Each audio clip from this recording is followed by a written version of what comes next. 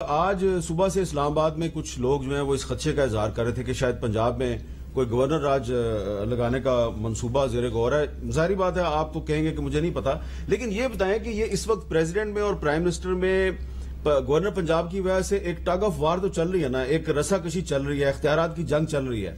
یہ مجھے بتائیں کہ کیا آپ کی انڈرسٹینڈنگ جو ہے قانون کی اور آئین کی، یہ کس کا اختیار ہے؟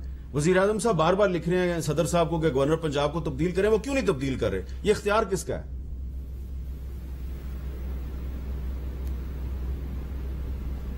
نہیں، صدر کے پاس ہے. اس کو جب لگایا جاتا ہے تو وہ تو آن the advice of prime minister جو ہے وہ صدر اس کو نوٹیفائی کرتا ہے، اس کو لگاتا ہے، اور اس کے بعد یہ جو ہے وہ اس کا صدر کی یہ اختیارات میں شامل ہے. اور بعض آپ کو دیکھیے، اب اگر آرٹیکل 48 کو پڑھیں تو جہاں پہ اس کا سب آرٹیکل 1 جو ہے اس کا، وہ تو بتاتا ہے کہ on the advice of the prime minister, جو ان کے اسٹیٹ فنکشنز کے جو کام ہیں پریزیڈنٹ کے، وہ ان کے کہنے کے اوپر ان کی ایڈوائس پہ کریں گے، اور اس میں 15 دن تک وہ اپنے پاس رکھ سکتے ہیں. پھر سیکنڈ ایڈوائس 10 دن تک رکھ سکتے ہیں. پھر آرٹیکل 254 ہے جو کہتا ہے کہ اس میں مدت آگے پیچھے بھی اگر کچھ ہو جائے تو کوئی ایسی بڑی بات نہیں ہے. لیکن یہ ہمیں جو ہے نا، اس کے بعد آرٹیکل اسی میں آرٹیکل 48 کا سب آرٹیکل 2 ہے جو کہتا ہے not with standing any thing contain in sub article 1 of article 48.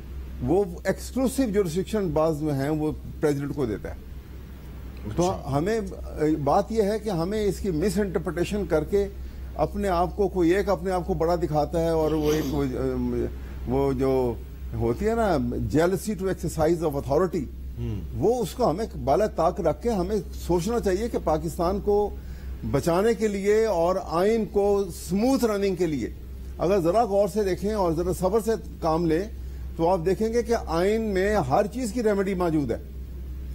کوئی بھی پراپوزیشن، کوئی بھی یہ ڈیڈ لاک آتے ہیں، وہ تمام کے تمام ان کی ریمیڈی ہے.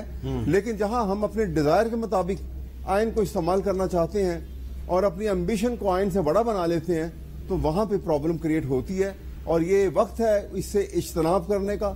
میں ایمفسائز دے کے بڑی زور دے کے ذمہ داری سے یہ بات کہہ رہا ہوں دوبارہ کہ یہ وقت ہے کہ ہم اپنی ایمبیشن اور اپنے ڈیزائر کے مطابق آئین کو تبدیل کرنے کی کوشش نہ کریں یا اس کو مولڈ کرنے کی کوشش نہ کریں، بلکہ سب تابع ہو کے چلیں اور اس کو پکڑی رکھیں.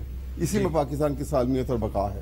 ایسا لگ رہا ہے کہ احمد اویس صاحب سپرمیسی آف دی کانسٹیٹیوشن کا جو نظریہ ہے اس کا اظہار کر رہے ہیں، تو پھر صدر اور وزیر اعظم میں مسئلہ کیا ہے؟ مسئلہ آئین کی بالادستی کیا ہے؟ میں تو قانون کے طالب علم کی حیثیت سے میں نے تو یہ پڑھا ہے کہ پاکستان میں پارلیمانی نظام حکومت ہے، صدارتی نظام حکومت نہیں ہے.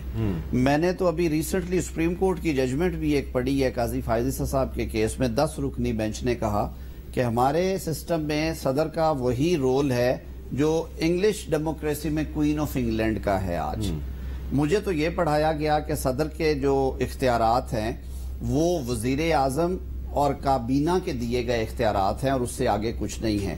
اور اسی وجہ سے فریمرز نے صدر کو پابند کر دیا کہ آپ ان کی ایڈوائس 15 دن تک غور و خوض کے لیے رکھ سکتے ہیں.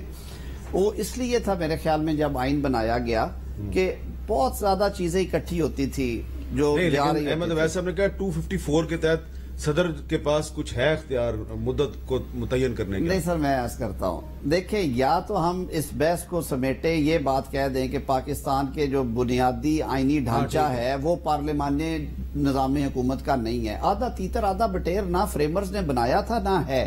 ہم اپنے مقاصد کے لیے آئین کی ناک ٹیڑھی نہ کریں. تو آئین کے مطابق گورنر پنجاب کا کیا مستقبل ہے؟ گورنر پنجاب کا مستقبل یہ آج رات کو انہیں ڈی نوٹیفائی ہونا ہے، اور احمد اویس صاحب کو بہت اچھی طرح پتہ ہے. احمد اویس صاحب نے 2012 والی ججمنٹ پڑھی ہوئی ہے جس میں سپریم کورٹ آف پاکستان نے لطیف کھوسہ صاحب اور شہباز شریف صاحب کے مابین کچھ تنازعات پیدا ہوئے اختیارات کے استعمال پہ.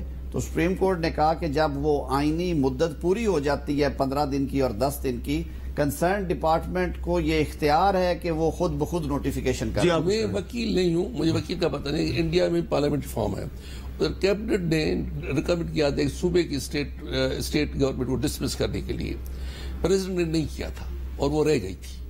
اچھا یہ دیکھیں نا انہوں نے سیاسی بات کر دیا ویسے ہے یہ میرے دیدی آپ کی جو آپ کا کیا خیال ہے کہ صدر اور وزیر اعظم میں اب گورنر پنجاب کی اپوائنٹمنٹ پہ جو مسئلہ چل رہا ہے تو کیا ہونا چاہیے؟ پنجاب میں جو کرائسس ہے الیکشن ہونی چاہیے، الیکشن ساری ہونی چاہیے، لیکن اس وقت جس طریقے سے کرائسس الیکشن ہوئی ہے، جیسے جو طریقے کار ہوا آپ کہہ رہے ہیں چیف منسٹر کا الیکشن دوبارہ ہونا چاہیے؟ بالکل ہونا چاہیے. جس طریقے سے الیکشن ہوا ہے، جس طریقے سے ہارس ٹریڈنگ ہوئی ہے، جس طریقے سے یہ چیزیں ساری ہوئی ہیں، یہ کوئی ہمیں آگے نہیں بڑھا رہی ہے، ہمیں پیچھے لے جا رہی ہے.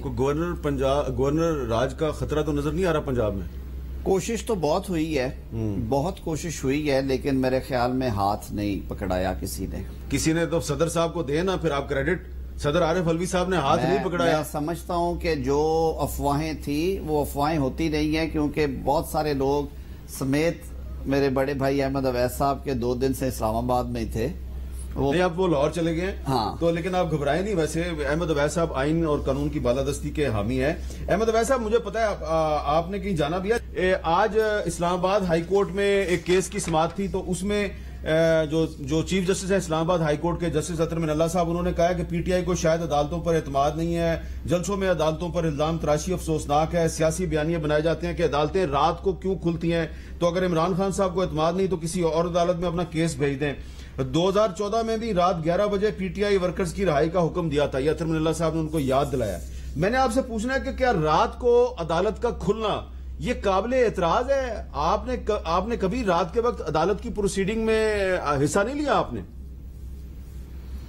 نہیں ہے، قابل اعتراض بالکل نہیں ہے. بعض ایسی سچویشن ہو جاتی ہے. مثلا میں خود ایڈوکیٹ جنرل پنجاب ہوں اور ایک واقعہ ہوا کہ جسٹس قاسم صاحب جو چیف جسٹس تھے اب ریٹائر ہو گئے ہیں، انہوں نے ایک بڑی مسچیوسلی، آئی مسٹ سے کہ مسچیوسلی انہوں نے ایک ایسی حرکت کی تھی کہ جو کہ میرے خیال میں وہ ایک جج کو زیب ہی نہیں دیتی تھی کہ انہوں نے جمعے کی شام 5 بجے عدالت لگا لی اور عدالت لگا کے انہوں نے ایک سیلف سٹائل کی ایک کنٹمپٹ پٹیشن اپنے پاس ہی رکھ لی، جبکہ اس کا سبجیکٹ میٹر جو اس پٹیشن کا تھا اس کا ایک فل بینچ آلریڈی بنا ہوا تھا اور فنکشنل تھا.